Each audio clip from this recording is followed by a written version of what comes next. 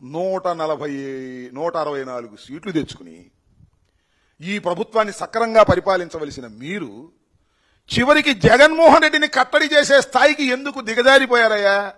మీకు శని పట్టిందయ్యా, అంతకుమించి ఏమీ లేదు.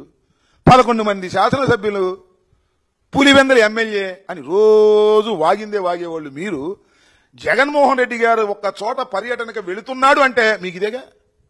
ఏమనుందా? పోలీస్ యంత్రాంగాన్ని మొత్తం పెట్టేస్తున్నారే, లక్షల కోట్ల రూపాయలు ఖర్చు పెట్టేస్తున్నారే. ఇంత శని మీకు ఎందుకు పట్టిందయ్యా? నాకు అర్థంగా శుభ్రంగా పరిపాలన చేసుకోండి అయ్యా. సింగపూర్ వెళ్ళి తీసుకురారు మాకు తెలుసు. ఇచ్చిన హామీలను నెరవేర్చేటటువంటి ప్రక్రియలో కూడా వెనుకబడిపోయి జగన్మోహన్ రెడ్డి గారిని కట్టడి చేయటం మాత్రమే ఈ కూటమి ప్రభుత్వం పని, బాబు కొడుకుల పని. ఏ మాటకు ఆ మాట చెప్పాలి. చంద్రబాబు నాయుడు చాలా సీనియర్ మహానుభావుడు, ఆయన బుర్ర కూడా పోయింది. ఈ చిట్టినాయుడు దెబ్బకి, వాళ్ళ అబ్బాయి దెబ్బకి ఆయన బుర్ర కూడా పోయింది.